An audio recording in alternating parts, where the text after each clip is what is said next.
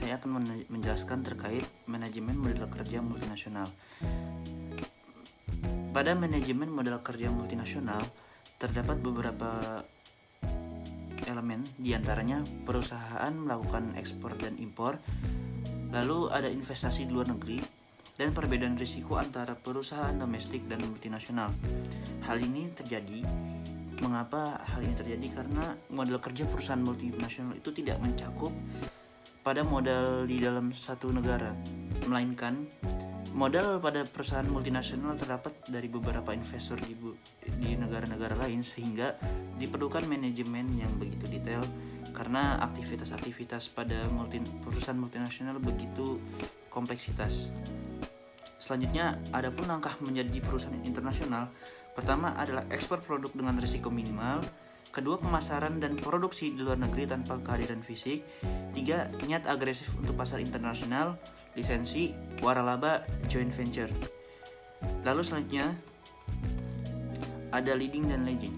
Leading adalah mempercepat pelepasan aktiva dalam mata uang lemah.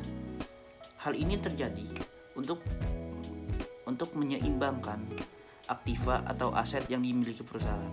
Lalu selanjutnya ada lagging atau menunda pembayaran pasiva dalam mata uang kuat. Penggunaan dalam manajemen kas dan penggunaannya sangat penting dalam manajemen kas dan piutang dagang. Saya akan menjelaskan manajemen kas internasional terdiri dari 1. Optimalisasi aliran kas, 2. Penggunaan jaringan untuk minimalkan biaya konversi falas, 3. Meminimalkan pajak atas aliran kas, yang keempat yaitu transfer kas antar anak perusahaan. Selanjutnya, di sini saya akan menjelaskan tentang investasi kelebihan kas dan manajemen kas terpusat. Investasi kelebihan kas terdiri dari investasi jangka pendek, parits, suku bunga, diversifikasi investasi mata uang, dan keuntungan manajemen kas terpusat yaitu suku bunga lebih tinggi untuk jumlah besar. Selanjutnya, di sini saya akan menjelaskan analisa pendanaan dan struktur modal internasional. Hal-hal yang perlu diperhatikan antara lain yaitu akses lebih banyak sumber pendanaan, pasar modal negara ketiga, pasar mata uang eksternal, dan regulasi pasar modal.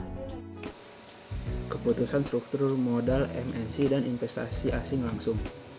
Faktor-faktor keputusan struktur modal MNC adalah: yang pertama, norma lokal; yang kedua, sikap terhadap risiko nilai tukar dan politik; yang ketiga, ada struktur modal konsolidasi; dan yang keempat, ada akses pasar keuangan dan diversifikasi risiko. Kemudian, investasi asing langsung terdiri dari investasi dalam bentuk pabrik dan peralatan. Keputusan penganggaran modal mirip dengan konteks domestik.